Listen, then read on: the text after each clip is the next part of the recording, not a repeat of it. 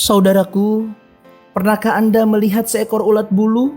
Yang bagi kebanyakan orang, ulat bulu memang menjijikan bahkan juga menakutkan.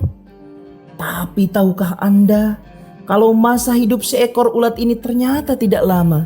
Pada saatnya nanti ia akan mengalami fase di mana ia harus masuk ke dalam kepompong selama beberapa hari.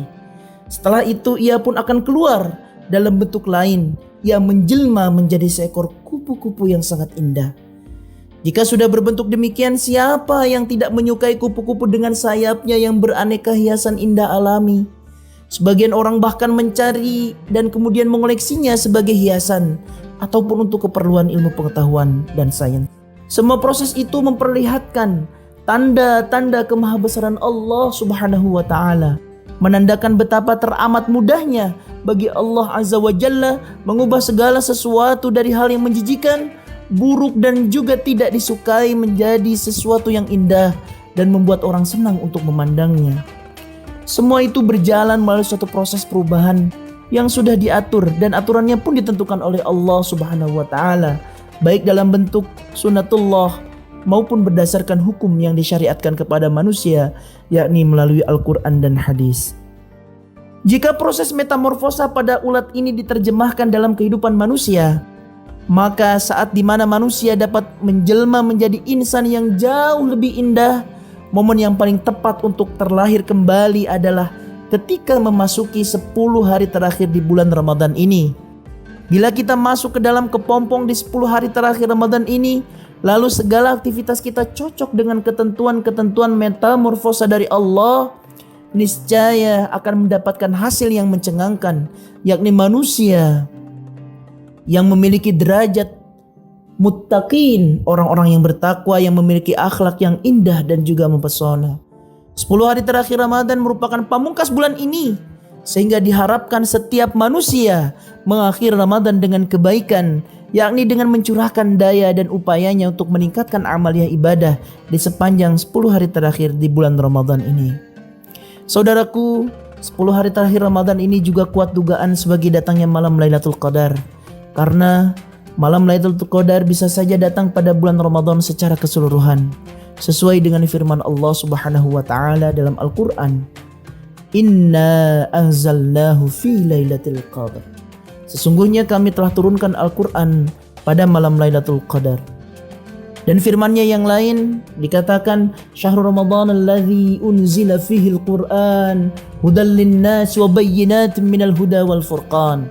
Bulan Ramadan adalah bulan diturunkannya Al-Quran sebagai petunjuk bagi umat manusia dan penjelasan dari petunjuk dan pembeda antara yang hak dan juga yang batil.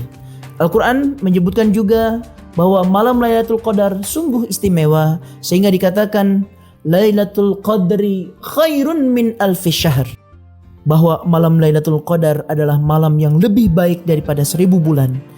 Karena itu Rasulullah SAW sampai berpesan, carilah malam Lailatul Qadar, terutama pada malam-malam ganjil di 10 hari terakhir di bulan Ramadan. Bila kita melacak dengan seksama dalam 10 akhir Ramadan, baginda Rasulullah SAW mengkhususkan setidaknya 4 hal dengan amalan-amalan yang tidak biasa beliau lakukan pada bulan ataupun di malam-malam yang lain. Di antaranya yang pertama, menghidupkan malamnya dengan memperbanyak sholat malam. Bisa kita isi dengan sholat tarawih, sholat witir, sholat tahajud, sholat taubat, dan amaliyah-amaliyah soleh lainnya. Bahkan ada yang mengatakan baginda Nabi melakukan hal tersebut hingga pagi hari.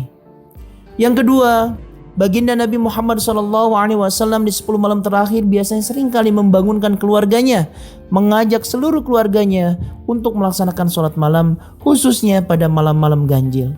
Yang ketiga, baginda Nabi Muhammad SAW seringkali mengencangkan kainnya dengan maksud beliau menjauhkan diri dari menggauli istri-istrinya di 10 hari malam terakhir di bulan Ramadan. Dan yang keempat, baginda Nabi Muhammad SAW menganjurkan untuk senantiasa melakukan i'tikaf di masjid, sebagaimana hadis yang diriwayatkan oleh Imam Bukhari dan Imam Muslim dari Sayyidatina Aisyah radhiyallahu anha, bahwasanya Nabi Muhammad SAW senantiasa beriktikaf di 10 hari terakhir di bulan Ramadan.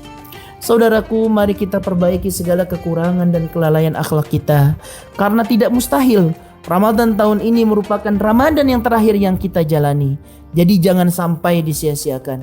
Semoga Allah Subhanahu wa taala yang Maha menyaksikan senantiasa melimpahkan inayahnya sehingga setelah proses menempa kepompong di Ramadan yang sedang kita jalani ini, kita kembali pada kefitrian bagaikan bayi yang baru lahir.